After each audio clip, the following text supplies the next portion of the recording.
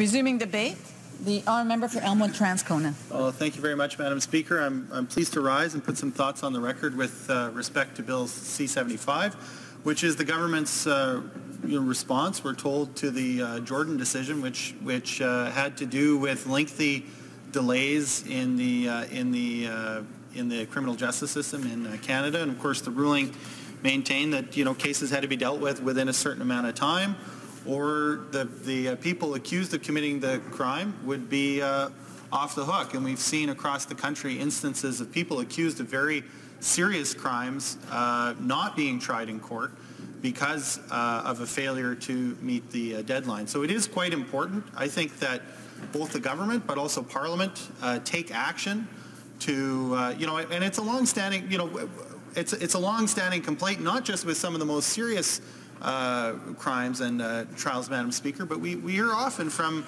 Canadians who have had occasion in one way or another to deal with court proceedings, often, especially if they're victims or they're families of the victim, to be outraged at the amount of time that it takes to get justice. And of course, justice delayed too often is justice denied. The Jordan decision emphasizes that even more so and raises the stakes in terms of being able to deal with issues in a timely way, because if we don't now, we face the situation of people never being tried for the crimes that they're accused of having committed. So our responsibility as parliamentarians is to judge whether, on balance, this piece of legislation presented by the government and not amended greatly at committee, I have to say. I know the honourable member for Victoria and the NDP caucus did a lot of great work on this bill and made a lot of proposals at committee that were not accepted by the government, and so this really does remain a government package of reforms, and our duty as parliamentarians is to decide whether, on balance, this is going to address the issues that were raised in the Jordan decision and expedite our legal processes so that Canadians can expect to get justice through the courts. I have to say at the outset that one of the ways that the government could have done that prior to presenting any legislation in this House would have been to act swiftly to appoint federal judges. And it's been an ongoing story of this Parliament in terms of the failure of the Justice Minister to ensure that the roster of judges is full. And so we've heard it many times in this House that the government ought to have been acting more quickly. Vacancies remain on the bench, and the fact of the matter is, even if you had perfect laws, and we don't now, and we won't after Bill C-75 passes, Madam Speaker, if you don't have judges to hear the cases, then it matters very little what the laws on the books are, because it's the judges that hear the cases and the judges that make decisions. So it is incumbent upon the government to move more quickly on that than they have. It's been 3 years now. Surely the government isn't going to make the case that Canada doesn't have people qualified to hold those positions. So the people are out there, and it's a matter of the government making it a priority to actually get those appointments happening. Saying it's a priority isn't enough. They have to actually appoint those judges. So I don't want to hear government members get up and talk about how important it is to them. I'll wait and see when those positions get filled. That's the true test and testament as to how important this is for the government, and so far it hasn't been very important.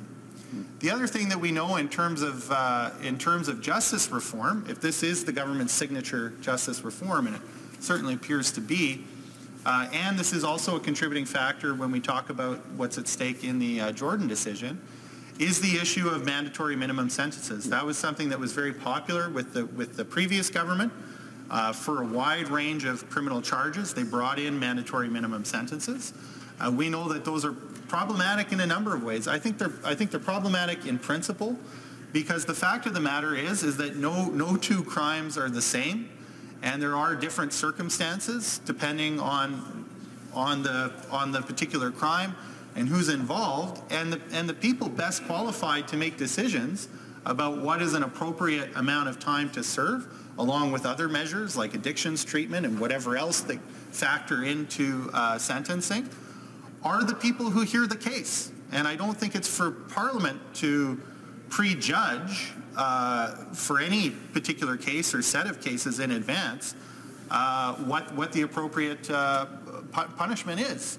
That's why we have judges, people who are trained in the legal profession, people who have seen many different cases and are able to discriminate between different cases. And so I think it's appropriate to entrust that work to judges for whom it's a profession, and mandatory and minimum sentences is about taking that away. One of the side effects of that is that when people, and particularly on smaller charges like minor drug possession and charges of that nature, when they know that if they plead guilty, there's going to be a mandatory 2, 3, 4, 5 years in jail, it really disincentivizes them to plead guilty. And so one of the tools that we have in order to make sure the most serious cases are heard in a timely way, and that murderers and gang members aren't getting off easy because of the Jordan decision, is to take some of those smaller cases around drug possession or something else and plead them out. And people aren't going to do that if it means serious jail time. And again, there are people in the courts who and police as well who are involved in those kinds of decision making when they have that discretion. And I think it's important to leave it to judges and prosecutors and the police to prioritize those cases, exactly to make sure that the worst ones are tried, and the ones that they have the best case of getting a conviction on are tried, so that those people get justice and the courts aren't bogged down with other kinds of cases without any ability to make a judgment call about what's relatively more important or relatively less important. So that was a major problem with changes to the justice system we saw in the last Parliament. Outside of the Conservative Party and people who supported them in the last election, I think there was a pretty broad consensus that those things had to be repealed, and we don't see that here. So that's an obvious thing that would have helped with respect to the Jordan decision that's not in this legislation, and I think would have been important to do on principle anyway. One of the other things that this bill does, Madam Speaker, as well as it establishes hybrid offenses between the provinces and the federal government, and there is real concern that what this is going to mean is that we're going to improve federal court wait times at the expense of provincial court wait times. And this is kind of classic Liberal in a certain way, Madam Speaker. I don't want to be too partisan about it, but I remember the 90s when the federal government decided they were going to balance their budget at all costs, and so they made deep cuts to the health and social transfer. And where did that end up? That ended up on the ledger of provincial governments, who now didn't have the same funding for the health services and other services that they were providing to their population. So those governments went into deficit or had to take other measures, whether it was cuts to services or raising taxes, in order to be able to maintain what had heretofore or theretofore been supported by the federal government. But for as much as the federal books looked better, there was only one taxpayer, and those people paid it at the provincial level instead of paying it at the federal level. So what looked good on the federal government didn't ultimately make a difference to Canadians. They paid for it either through higher taxes at the provincial level or through serious cuts to service. And unfortunately, we had a Conservative government in the 90s, and we paid for that in terms of serious cuts to services. We lost nurses, we lost teachers, and the federal government here sat pretty, pretending as if it wasn't responsible for that. But at the end of the day, their budget cuts did that. And what we're gearing up for here, Madam Speaker, is the potential for something similar, where the federal government will say, oh, look at us, the wait times for federal court are way down, but we have the potential to see those same waits happening at the provincial level, because people who at one time would have faced a charge at the federal level are now instead facing a similar charge at the provincial level. So you haven't got rid of the wait times, you've just shifted the burden from the federal books to the provincial books. And I think for anyone paying close attention, Madam Speaker, they're not fooling anybody. And so I think it's really important that if our job is to make sure that those wait times go down and that justice is served in a timely way, that we do it in a way that actually accomplishes that and doesn't just give the federal government a talking point at the expense of the provinces. I'm out of time, Madam Speaker, but I look forward to questions. Thank you. Questions and comments? The Honourable Parliamentary Secretary of the Government House Leader.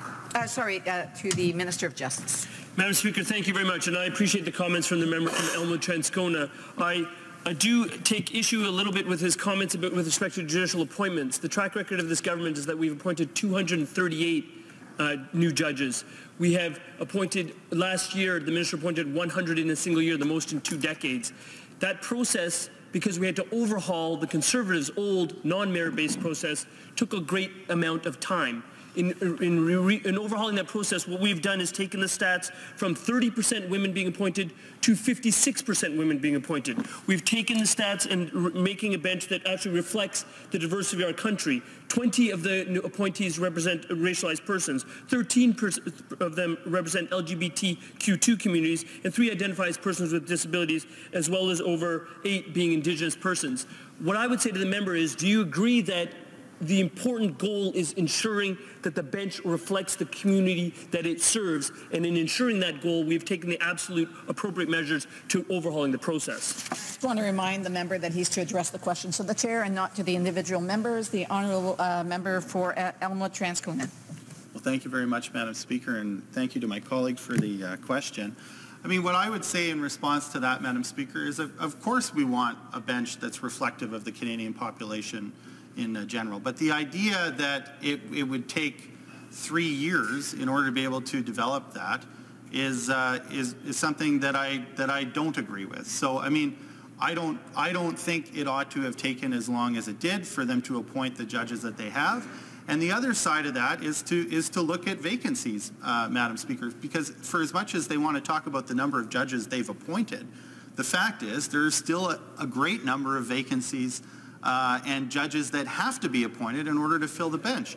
So if I'm hosting a dinner, for instance, Madam Speaker, and I need 500 plates, and the caterer delivers 150, and I say to him, hey, there's 350 people without a meal here, and he comes back to me and says, well, I'd like to focus on the 150 people that do have a meal.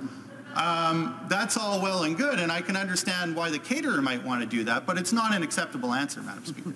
Questions and comments? The Honourable Member for St. Albert Edmonton. Thank you, Madam Speaker, and I thank the member for Elmwood-Transcona for his speech, and I want to ask him a question about hybridization, and he made mention of it in terms of the download that will have on our overburdened provincial courts, which account for 99.6% of criminal cases in Canada.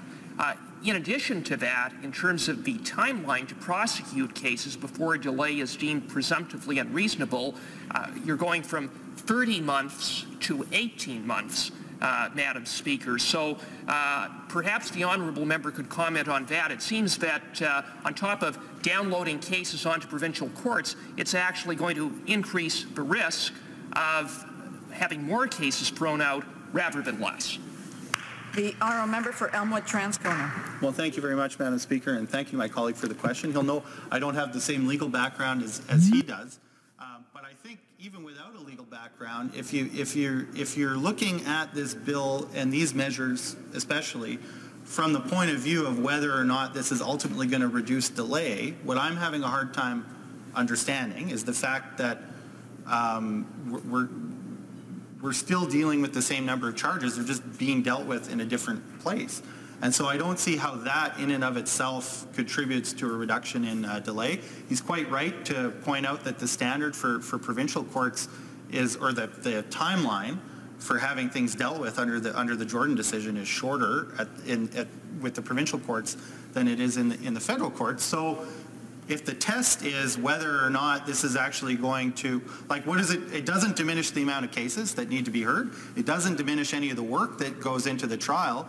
And if it's shortening the timeline on top of that, then the question is, how does this contribute to reducing the delay and ensuring that cases aren't thrown out because they haven't been heard in a reasonable amount of time? And I just don't see how this meets that test.